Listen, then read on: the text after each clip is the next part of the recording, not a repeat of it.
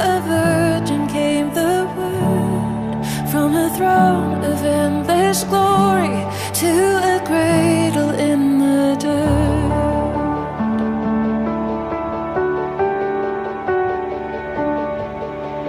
Praise the Father, praise the Son, praise the Spirit, three in one. God of glory, majesty, praise forever to the King of Kings. To reveal the kingdom coming and to reconcile the lost, to redeem the whole creation. You did not despise the cross, for even in your suffering you saw to the other side, knowing this was our salvation. Jesus, for our sake you died.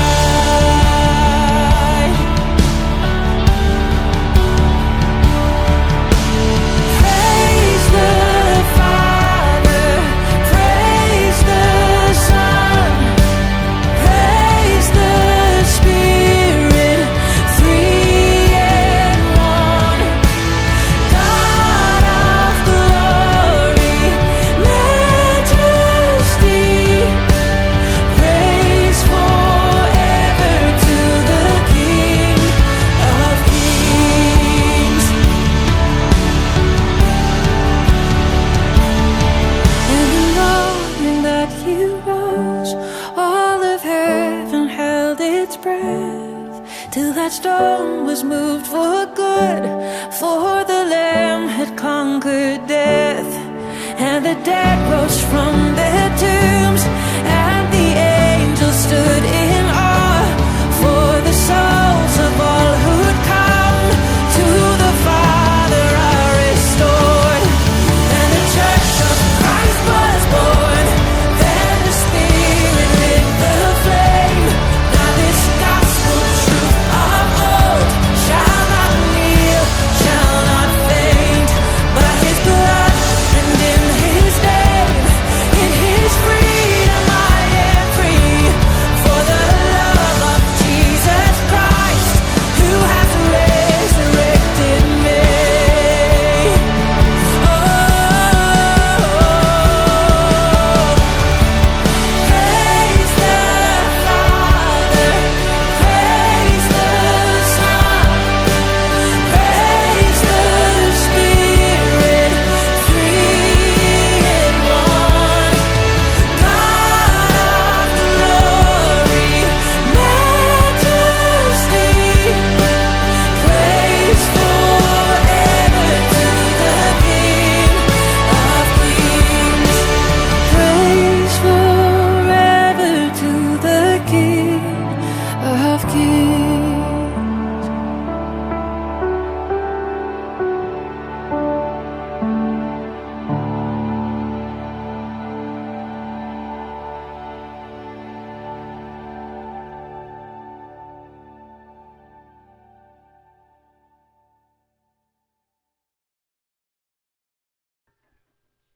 Isang mapagpalang araw ng linggo sa bawat isa po sa inyo, lalo na sa mga tagapanood ang Saragossa First Baptist Church, ang aking mga kaibigan sa FB. Muli po ay bumabati po ako ng isang mapagpalang araw na linggo.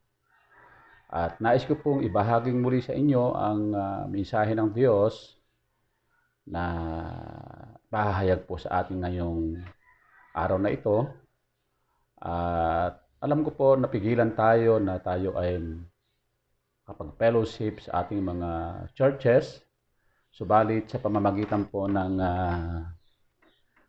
social media o sa pamamagitan po ng bidyong ito ay magkakaroon po tayo ng pagpapatuloy na sambahan kahit po nandito tayo sa ating mga tahanan. At nais ko rin pong ipaalala sa bawat isa sa atin sa CFBC family na yung ating pong family altar tuwing alas 6 ng umaga, alas 12 ng tanghali at alas 6 po ng hapon. Nawa po ay patuloy po natin itong ginagawa para ang ating pong panalangin ay tuloy-tuloy para po sa kalagayan po ng mundo at kalagayan po ng ating bansa at syempre yung kalagayan po ng bawat pamilya po natin. Ang inihanda pong mensahe ng Diyos ngayong linggong ito ay ang palakasan at pag-asa. Tandaan po natin na sa ating buhay ay napakahalaga na lagi tayong merong kalakasan at hindi po nawawalan ng pag-asa. At ito pong mensaheng ito na nais pong ipahayag sa atin ng Diyos ay meron pong mga sikreto na kung bakit nananatili po ang ating kalakasan at ang ating pong pag-asa. Ang ating pong teksto ay matatagpuan po natin sa Awit, chapter 22, verse 26. Ganito po ang pagkasalin sa mabuting balita, Biblia. Ang naghihikahos ay sasagana sa pagkain. Mga lumalapit kay Yahweh, siya'y pupurihin, maging sagana nawa sila at laging pagpalain. Tandaan po natin na ang sikreto po talaga ay ang dakilang Diyos, ang ating Panginoong Hesus. At sa pamamagitan po ng kanyang mga salita, ito po ang nagbibigay sa atin ng kalakasan at pag-asa. At nais ko pong ibahagi sa inyo na dapat malaman po natin na sa harapan ng Panginoon ay sino ba tayo? Kung ihahambing po natin sa iba o sa mga ibang nilalang, tayo po yung natatanging nilikha ng Diyos. Nilikha niya tayo sa kanyang espiritu na nagpapahintulot sa atin na maging konektado sa kanya. Tandaan po natin yan. Kailangan meron po tayong relasyon sa Diyos. Yung pong purihin natin ang Panginoon na ipinadala niya si Jesucristo sa mundo upang ating maging tagapagligtas at tagapamagitan doon po sa ating Ama sa Langit. Nakikipagkasundo tayo upang ang ating espiritu ay makasama ng Ama sa Langit. Napakahalaga po niya mga kapatid. Kaya nga, una, makakonekta tayo sa Diyos sa pamamagitan ng ating mga pagpupuri, ng ating pagsamba. Napakahalaga po nito ng ating panalangin. Sapagkat kung wala po tayong koneksyon sa Diyos, hindi po natin kakamtan ang tinatawag na kalakasan at pag-asa. Kapag tayo po ay lumalapit sa Kanya upang dalhin ang ating mga sakripisyo at papuri, kalagayan po natin ngayon, tayo po ay nagsasakripisyo. Hindi tayo makapamasyal, hindi natin madalaw ang ating mga mahal sa buhay, hindi tayo makagalaw ng maayos, hindi tayo makapagtrabaho, nakakulong lamang tayo sa ating mga tahanan. At ito po yung tinatawag na sakripisyo. At kung wala po tayong kalakasan at pag-asa, marahil tayo pong lahat ay mababagot. Naiinip, malulungkot hanggang sa maging negatibo na po ang ating mga isipan. Hindi natin pinupuri ang Diyos upang masiyahan ng kanyang puso at upang pagpalain niya tayo. Pinupuri natin ang Diyos dahil karapat-dapat siyang tumanggap ng papuri dahil sa kanyang dakilang mga gawa at pagmamahal na ipinakikita sa ating mga buhay. Yan po ang dahilan, mga kapatid, na nilikha tayo ng Diyos upang magpuri at magsamba sa Kanya, upang manatili sa Kanya. Pangalawa, makakonekta tayo sa Diyos sa pamamagitan ng ating mga panalangin. Siya ay isang mabuting pastol. Sinabi ng Panginoong Hesus na siya ay isang mabuting pastol. Ang mabuting pastol ay nakikinig at nakikilala niya ang kanyang mga tupa at alam ng mga tupa ang tinig ng kanilang pastor. Kaya nga po yung merong relasyon sa Diyos, yung merong konekta sa Diyos, kilala tayo ng Diyos. Alam niya kung sino tayo, ang ating buong pagkatao. Kilala tayo ng Diyos at alam din naman natin ang tinig ng Diyos. Kaya pinagpapahalagahan po natin palagi ang kanyang salita. Ang Diyos, ang ating Panginoon, ang ating pastol, gayon pa naman, huwag kalimutan na siya rin ang hari ng lahat ng mga hari at ang pinakabanal na hari na puno ng kaluwalhatian. Sa makatwid, kailangan nating lumapit sa Kanya ng may dalisay na puso. Napakahalaga po nun. Ang isa pong sikreto na gusto ko pong ibahagi sa inyo, ligtas tayo sa Panginoon. Tandaan natin mga kapatid, isang pangako niya yan. Kapag nasa Panginoon ka, ligtas ka kapatid. Ang ating pong supporting verse dyan ay mababasa po natin sa Awit chapter 27 verse 1. Si Yahweh ang ilaw ko at kaligtasan. Sino pa ba ang aking katatakutan? Si Yahweh ang muog ng aking buhay. Sino pa ba ang aking kasisindakan? Kaya tandaan mo kapatid, kapag ang Diyos o ang ating Panginoon sa Kristo ay nasa puso mo, hindi lang dito sa lupa kaligtas, kundi pang walang hanggan. Yon ang nakapagbibigay sa atin ng lakas at pag-asa. Dahil alam mo ano man ang mangyayari, ligtas ka kapatid. Sa nangyayaring ito sa ating mundo, sa loob ng 2 buwan na ang Diyos o naranasan natin ang tinatawag na crisis na ito, pero lagi kang ligtas kapatid.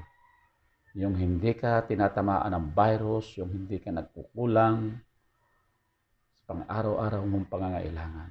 Kaya naniniwala ako mga kapatid, itatawid tayo ng Diyos sa crisis na ito. Kaya nga, sino pa ba ang aking katatakutan? Katatakutan mo ba ang virus?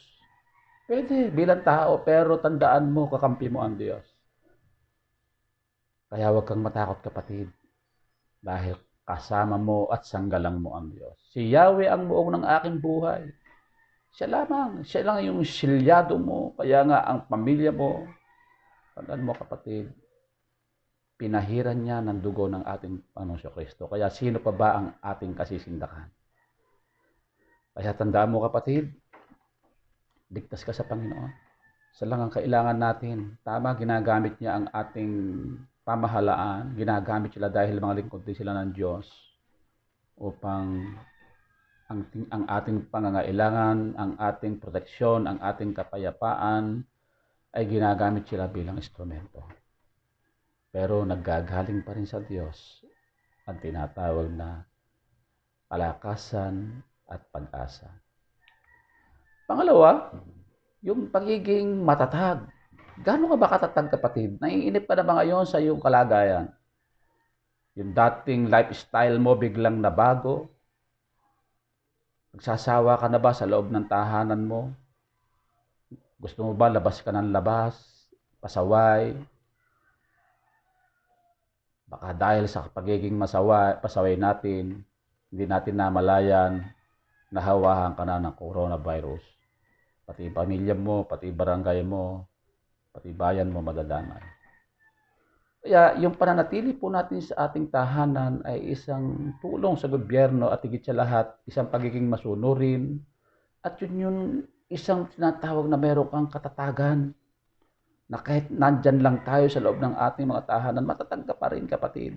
Kaya ang sabi sa Awit chapter 28 verse 7, si Yahweh ang lakas ko at kalasag.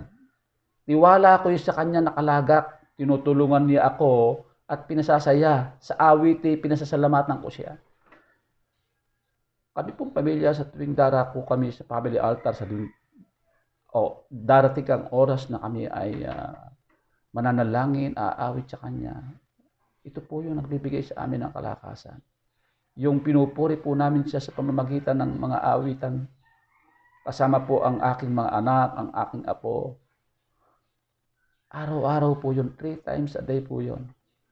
Kasi hindi namin magagawa yun kung hindi kami matatag sa Panginoon. Kaya nga, yung lakas mo, kapatid, galing sa Diyos yan. Siya yung kalasag mo kapag ka merong mga negatibo, merong mga bagay na hindi naman totoo, yan ang magpapatunay sa iyo. Ang pakinggan mo lang ang tinig ng Diyos kasi siya yung kalasag mo. Yung tiwala mo sa Kanya, ilagak mo sa Kanya. Itatawid tayo ng Diyos, kapatid.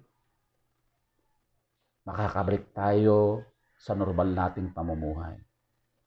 Di ba, mga Israelita, nang sila po ay binihag doon sa Egypt, ibinalik sila sa normal na pamumuhay. Pero, meron silang mga pinagdaanan, pero naging matatag po sila. Kaya ngayon, ang bansang Israel ay patuloy na matatag. Ang isa pa pong masarap dyan, yung tinutulungan tayo. Pinasasaya tayo ng Panginoon. Yung kagalakan na nagbumula sa Kanya, hindi nawawala yun. Yung tulong niya, laging sapat. Hindi siya nakukulang sa iyo, kapatid. Kaya nga, ito ang dahilan para maging matatag tayo. Maging matatag ka.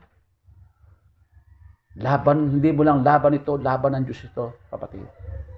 Kaya ang pagiging matatag ay isang napakahalaga sa buhay natin. Pangatlo, inihanda ng Diyos ang pinakamabuti. Alam mo ba yun, kapatid? Bakit hinayaan ng Diyos na maranasan natin ang crisis na ito? Di ba? Nakita mo ba yung mga positibo, kapatid? Noon, inaamin ko po sa inyo, hirap kami mag-start ng aming family altar. Pero ngayon, nai-enjoy po kaming lahat. At ang isang magandang nais ko pong ibahagi sa inyo, ang aking pong asawa, ang aking mga anak, ang aking pong manugang ay nakapagpapahayag na po ng salita ng Diyos. Nakapag-e-exhort na po sila. Hali-halili na po kami ngayon. Kaya nga, ang ikinatutuwa ko po sa kanila, sa ginagawa ng Panginoon sa aking pamilya sa pamamagitan ng family altar, nagkakaroon po sila ng oras sa salita ng Diyos, paghahanda ng kanilang mimensahe. Napakasarap po bilang isang lingkod ng Diyos yan. Na darating ang pag binalik po tayo sa normal, hahawak na po sila ng kanilang mga cell group. Isa lang po yun sa inihanda ng Diyos na pinakamabuti. At siyempre, nakapagpahinga ka ng matagal-tagal, nabanding mo ang iyong pamilya, nakapag-isip ka ng marami. Di ba isang paghahanda ng Panginoon yun dahil ibabalik na naman niya tayo sa ating normal na pamumuhay. Ang sabi nga po doon sa Awit chapter 31 verse 19, kay sagana ng mabubuting bagay, nalaan sa iyo'y gumagalang, nalalaman ng lahat ang iyong kabutihang loob, matatag ang pag-iingat sa nagtitiwala sa iyong lubos. Sasagana ka, kapatid, sa mga mabubuting bagay. Lalo na kapag ikay gumagalang sa Panginoon, alam na alam mo yung lahat ng kabutihan ng Diyos. Ang lagi mong tinitingnan yung mga bagay na mabuti, hindi yung mga bagay na pangit. Kaya nga dito sa ating nararanasan ngayon na crisis, dapat positibo ka, kapatid. Isipin mo, maraming mga kababayan natin, hindi naman sila naghahanap buhay, pinakakain ng gobyerno. Pero marami pa rin nagrereklamo kasi negatibo sila. Hindi nila nakikita ang kabutihan ng Diyos na ginagamit ang ating mga pamunuan sa nasyonal, sa provincial, maging sa barangay. Isipin mo, kapatid, ang ating minamahal na Governor Oy Umali, nililibot niya ang lahat ng barangay sa buong Nueva Ecija upang mamahagi ng kalahating bultong bigas. O di ba isang napakagandang pagpapala yun? Yung iniingatan tayo ng ating minamahal na presidente, kaya gusto niya manatili tayo sa ating mga tahanan. Ayaw niya magkaroon ng virus ang iyong pamilya. Pero kung ang titingnan natin, nakakulong ako, yung pagiging negatibo mo, hindi ako makaalis. Pagka pupunta ka sa malayo, may checkpoint. Negatibo yung, kapatid. Kaya tandaan natin, kapag gumagalang ka sa Panginoon, nirerespeto mo ang Diyos, irerespeto mo ang lahat ng pamunuan na nasa iyong harapan at makikita mo ang kanilang kabutihang loob. Kaya nga, kailangan lang, kapatid, maging mapagtiwala tayo ng lubos sa ating Diyos. Susunod, nais ko pa pong idagdag pala, bago yung susunod, ay hindi kailanman nakukulang ang Diyos sa ating lahat. Ito yung kapatid. Nagkulang na ba sa iyo ang Diyos? Itong panahon na nararanasan natin ngayon, nagutom ka na ba? Pasarap pa nga ng pagkain natin ngayon. Di ba nakapag-i-stock ka pa ng pagkain dati? Hindi tayo nakapag-i-stock. Inihanda ng Diyos ang pinakamabuti para sa atin na kanyang mga anak. Meron na siyang plano sa iyo, kapatid. Meron na nakahanda. Gihalang mo lang siya, manatili ka lang, sumunod ka lang sa kanya. Itinakda niya ang tamang oras para matanggap natin ang tagumpay at pagpapala. Merong panahon, makakabalik tayo sa normal nating pamumuhay. Mayroong panahon, magkakaroon ng vaccine, magkakaroon ng antibiotics para po sa coronavirus na yan, o corona-19 na yan. Kaya nga sa panahon na tayo ay handa ng tanggapin ang mga ito, kapag nakita natin na ang Diyos sa ating mga puso ay handa na siyang mag-atubuli na ipagkaloob sa Kanya ang mga ipinangako sa atin. Kailangan lang handa mo ng tanggapin, Panginoon, para hindi masayang ang mga inihanda ng Panginoon para sa iyo. Kasi pagka hindi ka pa handa, hindi ibibigay ng Panginoon yun. Kaya naniniwala ako, malaki ang ginawa ng Diyos sa ating ECQ, yung Enhanced Community Quarantine. Kaya nga kapatid, tandaan mo, ang Diyos kailanman hindi ka iniiwan, hindi ka pinababayaan, sapat ang kanyang biyaya sa bawat isa sa atin. Susunod, ang matuwid ay ligtas mula sa panganib. Nakakita ka na ba ng isang taong lagang iniisip niya ay makalamang sa kanyang kapwa, yung wala siyang iniisip kundi masama? Sa palagay niyo, kapatid, ligtas kaya siya? Mari, mga ilang panahon lang yan. Pero iba po yung tinatawag na ang mga matuwid ay ligtas mula sa panganib. Wala kang kaaway. Kahit saan kang pumunta, malaya ka. Wala kang kinakatakutan. Kahit makihalubilo ka sa mga taong hindi mo kakilala o sa mga kakilala mo, wala kang kinakatakutan. Kasi isang bagay na ang pagiging matuwid ay ligtas sa mga panganib. Kaya nga, ang sabi sa awit 34 verse 7, anghel ang siyang bantay sa may takot sa Diyos. Sa mga panganib sila'y kinukupkop. Hindi mo lang nakikita ang anghel, kapatid. Alam niyo po ba na nilikha ng Diyos ang mga anghel para maging tagapaglingkod sa atin, maging tagapagbantay sa atin? Kaya nga, ligtas ka sa Panginoon, kapatid. Meron kang bantay. Kaya nga, alam ng Diyos kung ano yung ginagawa natin, kung tama ba o mali. Kaya kung ikaw ay namumuhay ng matuwid, meron kang bantay, kapatid. Iniingatan ka nun. Kaya napakahalaga na dapat mo malaman na hindi ka nag-iisa.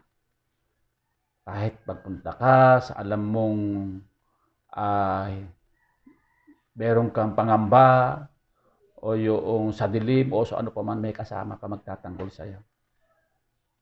Kaya tatandaan mo, kapatid, yung awit chapter 34 verse 7. Anghel ang bantay mo na ipinadala ng Panginoon. Kapag tayo ay nananampalataya at gumagawa ayon sa salita ng Diyos, hindi ito nangangahulugan ang ating buhay ay magiging maayos. Maraming mga tauhan sa Biblia ay may mahusay na pananampalataya, ngunit nakikibaka pa rin. Bahagi po ng pagiging Kristiyano po natin yan. Meron tayong tinatawag na pakikibaka. Kaya nga sa kanilang pang-araw-araw na pamuhay, sinabi ni Pablo na lagi siyang nakakatagpo ng paghanib sa araw-araw na kanyang paglilingkod. Kung alam mo po ang kasaysayan ni Pablo, totoo po yan. Ilang beses po siyang muntik nang mamatay sa dagat, makalawang beses. Kinagat ng ahas, inakusahan, kahit saan siya magpunta, lagi siyang gustong dakpin. Kaya nga, ipinadala ng Panginoon ang kanyang mga hukbo sa kalangitan bilang ating bakod at proteksyon. Yung nga po yung mga mabubuting anghel. Hindi natin nakikita ito sa ating mga spiritual na mata upang ang ating mga puso ay nakatuon sa Panginoon at ang ating spiritual na mga mata ay magiging mas malakas. Kahit hindi mo nakikita ang Diyos, kahit hindi mo nakikita ang anghel. Pero tandaan mo kapatid, basta nakatuon ka lang ang iyong pananampalataya sa Panginoon. Napakahalaga ng kapatid. Sa pamumuhay ng isang matuwid, laging nakatuon sa iyo ang mata ng Diyos, nakapokus sa iyo. Galak na galak siya sa iyo, tuwang-tuwa sa iyo. Siya ang nagpapasaya, ikaw ang nagpapasaya sa Kanya. Kaya ang pagiging pamumuhay ng mga tuwid, ang pangako ng Panginoon, ligtas ka kapatid. Susunod, masayang puso. Sa panahon natin ngayon, kailangan po natin ng masayang puso. Dapat mananatili po dyan yung Diyos ang ating Panginoong Hesus. Siya lang naman talaga yung nagbibigay ng kagalakan sa atin, ng pag-asa. Kaya, dapat kapatid, lagi kang masaya. Lagi tayong masaya. Isipin natin lagi yung mga ginawa ng Diyos sa iyo, ng mga nakaraang araw, nakaraang buwan, nakaraang taon, nakaraang panahon. Isipin mo lagi yung kapatid. Hindi ka malulungkot, hindi ka mababagot. At ang masayang puso, hindi nagkakasakit yan. Laging nakangiti yan, laging masaya yan. Kaya nga napakahalaga po na isa yan po sa nagbibigay sa atin ng kalakasan at pag-asa. Ngayon, ang sabi po sa awit 37 verse 4 and 5, kay Yahweh mo hanapin ang kaligayahan at ang pangarap mo iyong makakamtan. Ang iyong sarili sa Kanya italaga, tulungang ganap kapag ikaw ay nagtiwala. Sa Diyos mo lang matatagpuan ang kaligayahan. Kaya po ang ating Panginoon Hesus kung nakaluklok dyan sa iyong puso, maligaya ang buhay mo kapatid. Bagamat marami tayong pinagdadaanan pero hindi kayang nakawin yun ng problema. Hindi kayang nakawin ng takot yan. Kasi ang kaligayahan na yan ay ang Diyos talaga ang nagbigay. Hindi kayang pikiin. Hindi kayang mapik yan. Kaya nga, ang merong Kristo sa puso, laging masaya yan. Masaya ang kanyang puso. At higit sa lahat, meron kang mga pangarap, makakamtan mo yan. Pangako ng Diyos sa iyo yan. Kaya nga, ang iyong buong pagkatao, ang iyong sarili, talaga mo sa Panginoon, tutulungan ka niya kapag nagtiwala ka sa Panginoon. Dati ang buhay ko po noon, walang direksyon. Pero nung tinanggap ko ang dakilang Diyos, ang ating Panginoon sa Kristo sa aking puso, nagkaroon po ako ng tunay na kaligayahan at kagalakan. Inayos niya unti-unti ang aking buhay. Nagkaroon ako ng pamilya na nagmamahal sa akin at minamahal ko naman isang pamilyang Kristiyano na lahat kami ay merong Kristo sa puso. Kaya masaya kami lahat. Kahit ganito lang po ang buhay namin. At isa pong pinakamasarap yung tawagin ka ng Panginoon upang gamitin ka niya sa kanyang ubasan. Kaya nga, laging masaya ang aking puso. Kahit na merong mga bagay na pinagdadaanan, masaya pa rin yung puso ko. Kasi wala namang problemang nananatili. Lahat pansamantala lang yan. Kaya tandaan natin mga kapatid, napakahalaga niyan, yung masayang puso. Susunod yung pag-asa. Ito ang huwag pong mawawala sa atin. Lagi tayong may pag-asa. Kapag nawala na po ang pag-asa, wala na ang hope, ikaw na ang pinakamalungkot na tao sa balat ng lupa. Ang sabi nga po dito sa awit chapter 42 verse 5, bakit ako manlulumo? Bakit ako nagdaramdam? Sa Diyos ako may tiwala, siyang aking aasahan, Diyos na tagapagligtas, muli ko siyang aawitan. Napakahalaga kapatid na ang nagbibigay talaga ng pag-asa sa bawat nagtitiwala sa Diyos ay siya talaga. Tama, kung minsan umaasa po tayo sa tao, pero nabibigo rin naman tayo. Pero ang lahat ng lumalapit sa Diyos, kailanman hindi niya itataboy, hindi niya bibiguin. Lagi siyang maaasahan at tumutugon sa tamang panahon. Kaya kapag ang Diyos o ang Panginoong Hesukristo ay naghahari sa iyong puso, kapatid, kailanman hindi ka mawawala ng pag-asa. Laging ang paningin mo sa mga bagay na pinagdadaanan mo sa buhay, yan pansamantala lang. Laging positibo tayo. Kaya nga itong ating nararanasan ngayon, pansamantala lang ito, kapatid. Yung na-extend yung ating lockdown, pansamantala lang yan, kapatid. Kaya huwag kang mawawala ng pag-asa. Yung nami-miss ko kayo, nami-miss nyo ako, yung magkakasama-sama tayo sa church, na nagpupuri, nagsasamba. Di ba? Masarap isipin na isang araw magkakasama-sama tayong muli para pasalamatan at sambahin ang Panginoong Hesukristo. Kaya nga, ang pag-asa ay kailangan laging nandyan. Huwag mong hahayaang mawala yan, kapatid. Huwag mong hahayaang ang Panginoong Hesukristo ay mabaliwala o baliwalain ng mga problema, ng pagkainip, ng takot. Panatilihin mo siya sa iyong puso at natitiyak ako, kapatid, natitiyak ko na hindi ka mawawala ng pag-asa. Ano man ang pinagdadaanan mo ngayon. Ang pag-asa ay mahalaga para sa lahat, sa mga mananampalataya at hindi mananampalataya. Isipin natin ang buhay na walang pag-asa, ang sanlibutan ay tiyak na magiging walang laman. Tama po yun. Purihin ang Diyos na bilang anak niya tayo ay laging may pag-asa.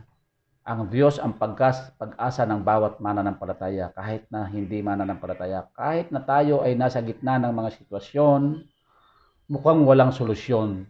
Pero sa Diyos at ang kanyang kapangyarihan at mga pangako, tayo ay laging may pag-asa at merong kalakasan. Kaya nga, balikan po natin yung ating narinig ang mensahe ng Diyos ngayong araw na ito, kalakasan at pag-asa. Una, tanda mo, kapatid, ligtas tayo sa Panginoon. Pangalawa, matatag. Dapat maging matatag sa Panginoon. Pangatlo, inihanda ng Diyos ang pinakamabuti. Ang matuwid ay ligtas mula sa panganib, masayang puso, at panghuli yung pag-asa. Nawa, kapatid, ay nagbigay ito sa iyo ng kalakasan at pag-asa sa buhay mo ngayon. Kaya inaanyayahan kita sa isang pagtatapos na panalangin. Tayo pong lahat ay yumuko at ako po ay mananalangin. Dakilang Diyos, sa pangalan po ng Panginoon Jesucristo at sa patnubay ng Santong Espiritu, maraming pong salamat sa mensaheng aking narinig ngayong umaga o sa linggong ito, na merong palang kalakasan at pag-asa. At ang sikreto pala nito, Panginoon, walang iba kundi ikaw. Kapag ikaw pala, Panginoong Jesus, ay hinayaan naming manahan sa aming mga puso, maghari, sakupin niya ang aming buong pagkatao, kailanman ay hindi kami mawawala ng kalakasan at pag-asa.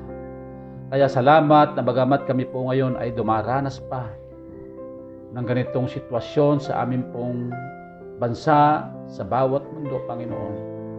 Kung kami po, Panginoon, ay na-extend pa sa tinatawag na enhanced community quarantine, Lord, hindi pa rin kami mawawala ng pag-asa at lakas. Salamat na alam namin, ikaw ang aming tanggulan, ikaw ang aming tagapagtanggol, ikaw ang aming patnubay. At ang virus na ito, Panginoon, alam namin pansamantala lamang ito. At darating ang tamang panahon na itinakda mo, na kami po ay palalayain mo, Panginoon. Ibabalik mo ang aming normal na pamumuhay, Nakakabalik po kami sa aming mga trabaho. Madadalaw po namin ang aming mga mahal sa buhay. At higit sa lahat, yung makakabalik na kami, Panginoon, muli sa aming pagsamba at sa mga gawain sa loob po ng aming ministeryo sa Iglesia, Panginoon. Kaya salamat, dakilang Diyos. Ikaw ang aming kalakasan, ikaw ang aming pag-asa. Naniniwala kami, Panginoon, hindi mo kami pababaya. At salamat, lahat po kami ay protektado mo. Ang banal mong dugo, Panginoon, ay nakapahid sa bawat pamilya po namin, dakilang Diyos. Kaya salamat na kami ay mananatiling mayroong pag-asa, mananatiling matatag, mananatiling ligtas sapagkat ikaw ang aming kasama, ang aming muog, ang aming salutigan. Pinupuri ka namin, dakilang Diyos. Pinagpapasalamatan namin ang iyong pagmamahal at kadakilaan at ang iyong kapangyarihan. Kaya lahat ng parangal ay maingat po namin ibinabalik sa iyo sa dakilang pangalan po ng Ama, ng Anak, at ng Diyos Espiritu Santo. Amen. So, salamat po at pagpalain po tayong lahat ng dakilang Diyos.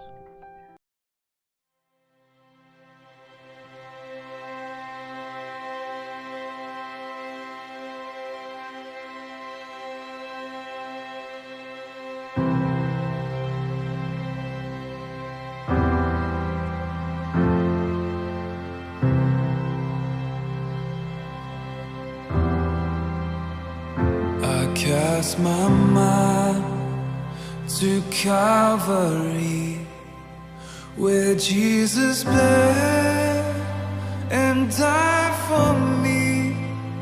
I see His wounds, His hands, His feet, my Savior on that cursed tree.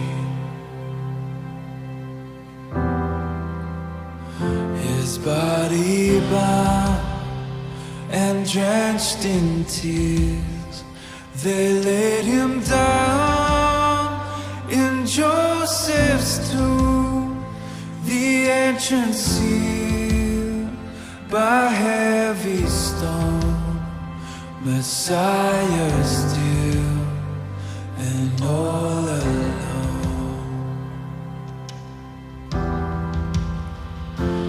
Oh, praise the name of the Lord our God. Oh, praise His name forevermore. For endless days we will sing Your praise.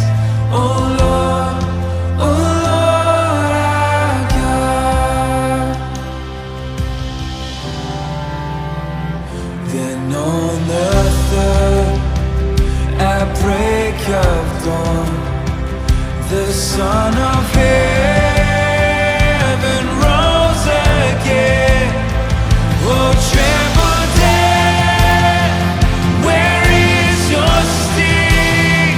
The angels roar for Christ the King. Oh, praise the name of the Lord our God. Oh, praise His name forevermore. For endless days we will sing Your praise. Oh Lord our God. Shall return in robes of white, the blazing sun